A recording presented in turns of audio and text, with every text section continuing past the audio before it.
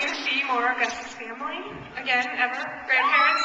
I just sound like a Sean grandfather out there who's like even meaner than Henry. Henry's not mean. Henry's right, Corbin? He is right. Not mean. No, I'm just sort of very direct. Yeah, we actually had a flashback in the old age home episode. Anupam Nigam, who's here and wrote our comic book that you'll all be receiving. There it is, right there. And we did see it in the flashback. So, and it was played by Brian Doyle Murray, Bill Murray's brother. Never mind about that question. Someone official, by the way, throw something in my head when I'm supposed to do the next thing on my agenda, which is the stuff where we give stuff away. You, go. Sorry. Hi, that was my brother before. Nice. Anyway, the question actually is for Maggie Lawson. It's about your detective series. Does that mean we're going to see less of you in Psych this season, or are you just going to move on the show? No, it actually wasn't. It's not a series. It was a nice little two-pack that we tied up with Bo, and you won't be seeing any more of those, which means you'll be seeing me on Psych.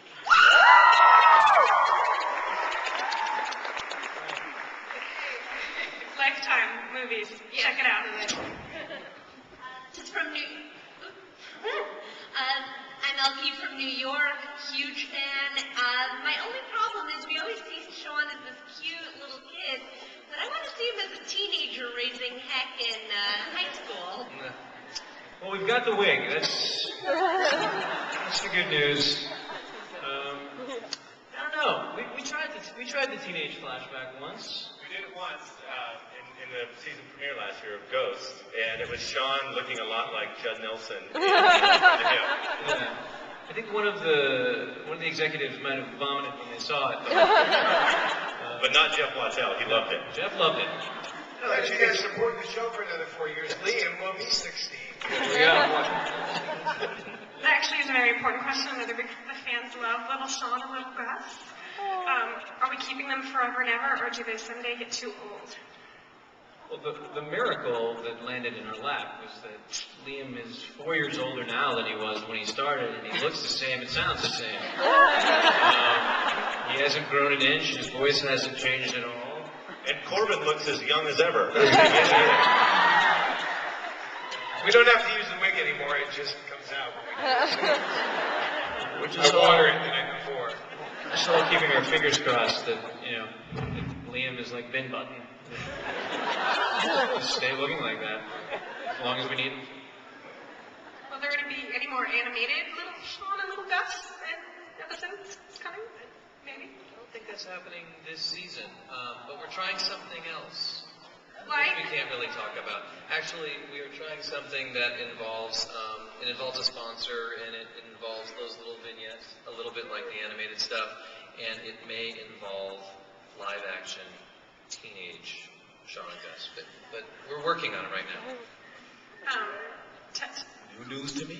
Tell Mary Siegel that you'll buy the sponsor's products if they make it happen. They're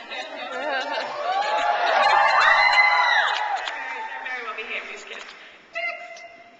Alright, I've always wondered how the psych out moments happen. Are they scripted or they just happen?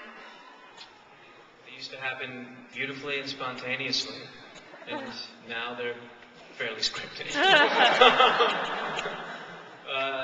Now, psych outs for the longest time were just random stuff that we would come up with in the middle of a day that then we would tack on at the end. But they caught on, and we know that you want them, so we are in the lab coming up with them fairly regularly now. I think the first psych out really was from the pilot, and Rode and I just found out that we enjoyed singing songs from the 80s and early 90s. And somehow we started singing Gonna Make a Change. And then we worked it into the script somehow, just cracking ourselves up. And then Michael Engler, who directed the episode, said, we should add it on at the end, just in case they're thinking about not picking up the show. That would be the last image that they're left with, and they'll be laughing. So somehow we ended up doing it every episode, or every other episode, or something like that.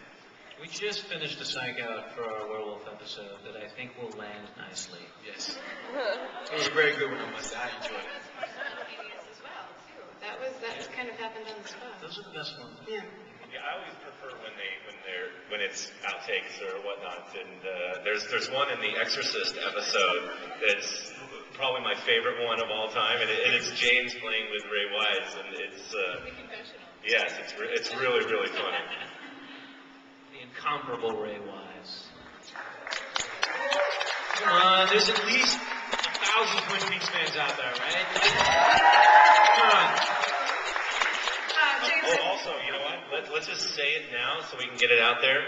James and I, we've got like 50 ideas that we plan on doing. Most of which we've done, but most of which will only be able to air on HBO.